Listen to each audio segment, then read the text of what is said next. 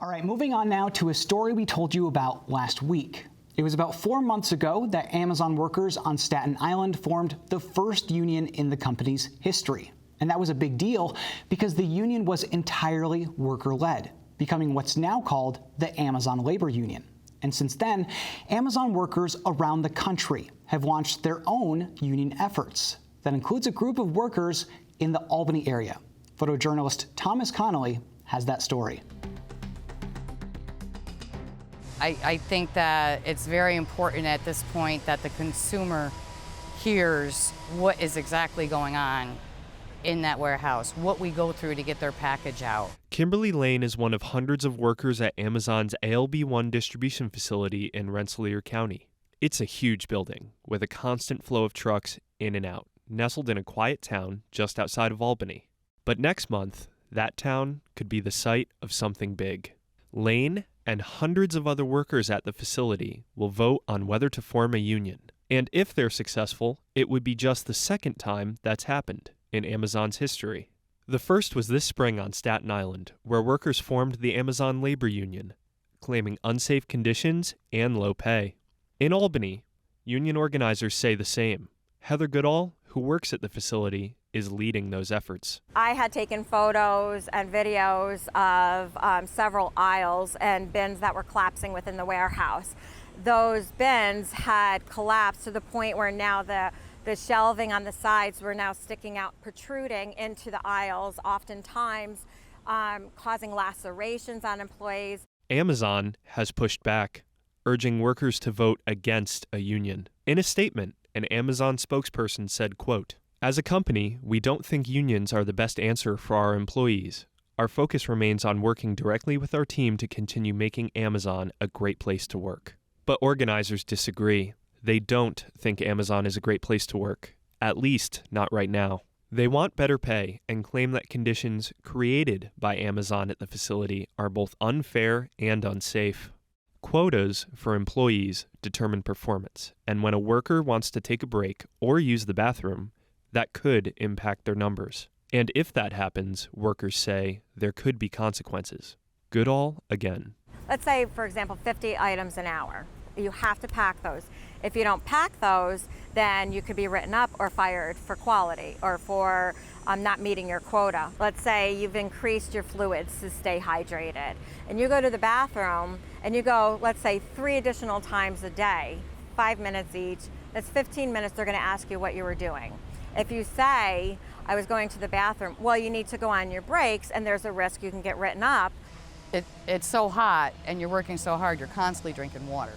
So it's impossible to not have to use the bathroom every once in a while, you know.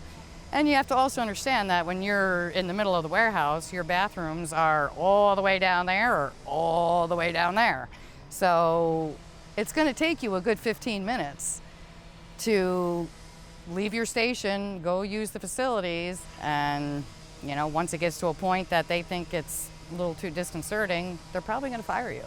And workers say that creates a working environment that isn't safe, where employees could work through pain or fatigue to keep their numbers up, at the risk of injury. It's a problem that, workers say, was made worse during the pandemic, when online orders went up, and that actually prompted new legislation at the state capitol. The state legislature passed the Warehouse Worker Protection Act earlier this year in response to those claims. It's sponsored by State Senator Jessica Ramos, a Democrat from Queens who chairs the Labor Committee. What this bill does is allow workers to have a bathroom break. What this bill would do is really regulate the algorithm that companies like Amazon and others use to have control over their workforce. And unfortunately, they're treated like robots, not human beings. Well, over the past few years, we've seen warehouse work explode, right? This is a very rapidly growing industry in New York State.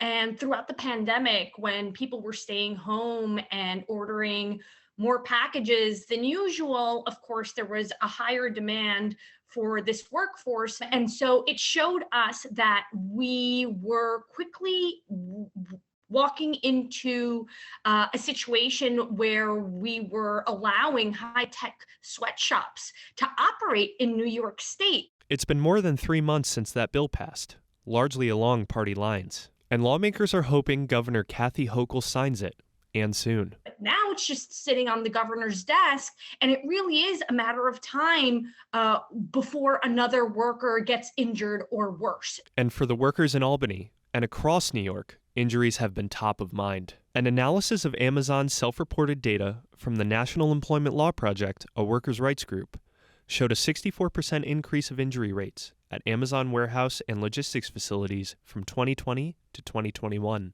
In Albany, workers say the ALB1 warehouse is the site of regular ambulance calls, a claim that sources familiar with EMS activity in Rensselaer County backed up.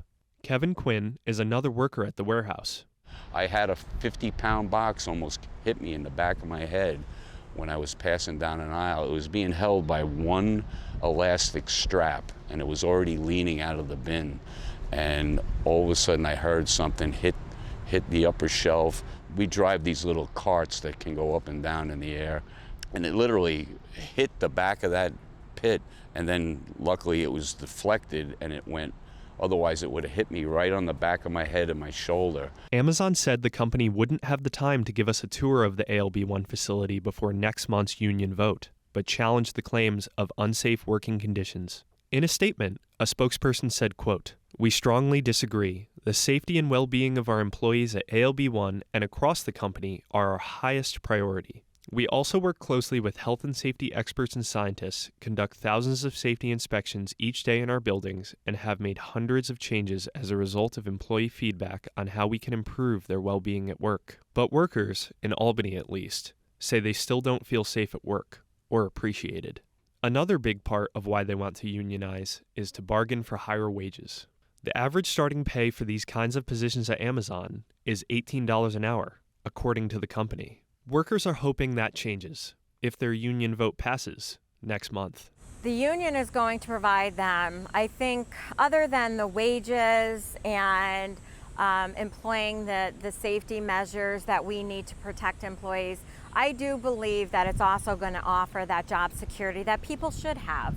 People are going to work every day. Is this my last day? I can't go to the bathroom. I can't, leave my station. So the union is going to offer them that protection that they deserve. In the meantime, workers say, Amazon lobbied against a union. If workers vote yes, they would join the Amazon Labor Union, the same union that represents workers on Staten Island. But workers say management has held mandatory meetings bashing the union and lobbying workers to vote no. It's just ridiculous with these captive audience meetings and telling everybody that, where ALU is untested and unproven. And they're really trying to instill a lot of fear into employees as far as signing cards. Amazon has created a culture of intimidation, and that, I think, plays into the fear of losing your job, the fear of going to the bathroom, the fear of, missing UPT, going to work sick. Am I going to make all of these fears?